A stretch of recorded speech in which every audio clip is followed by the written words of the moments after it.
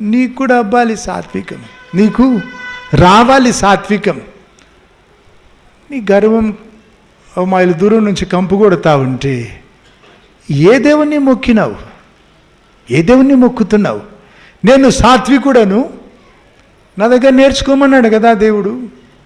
రూపాన్ని బట్ట గర్వం, లేదా కులమా, చదువా, డబ్బా, లేదా పెద్ద ఇల్ల, దేని బట్టి వచ్చింది నీ గర్వం? నీవు ఆత్మవిమర్శ చేసుకో.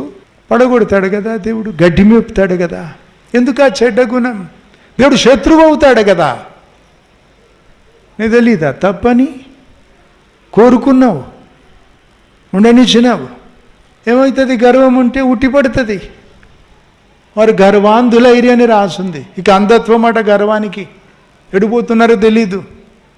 ఏం నేర్పలేము, నాకు అంత తెలుసు అనుకుంటారు. అందరికంటే నేనే మంచిగా ఉన్నాను అనుకుంటారు. వేరే వాళ్ళకు నేర్పుతూ ఉంటారు వాళ్ళు.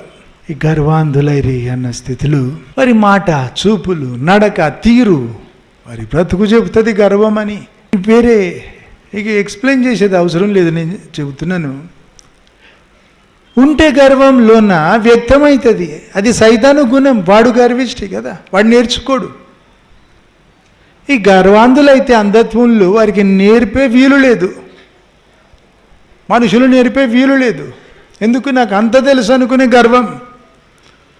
నేను ఇక అందరికీ నేర్పుతాననే గర్వం కదా. పశ్చాత్తాపడి ప్రభు పాదాలు బట్టి వచ్చింది ప్రభా నాలో గర్వం, నేను ఒప్పుకుంటున్నా.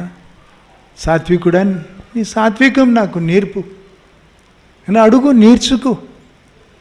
నీ సహకారంతో కదా దేవుడు నీకు నేర్పించేది ఏదైనా. నీ సహకారంతో, నిన్ను దాటి ఏం చేయడు కదా. ఎందుకు ఉండనిస్తావు నిషిద్ధమైనది, దేవునికి అసహ్యమైనవి, దేవుని ఉగ్రత రేపేవి నీలో ఉండనిచ్చి అన్ని గంటలు బైబిల్ చదివినా ఇంకో గర్వం, అది ఇంకో తీరు గర్వం. ప్రార్థించిన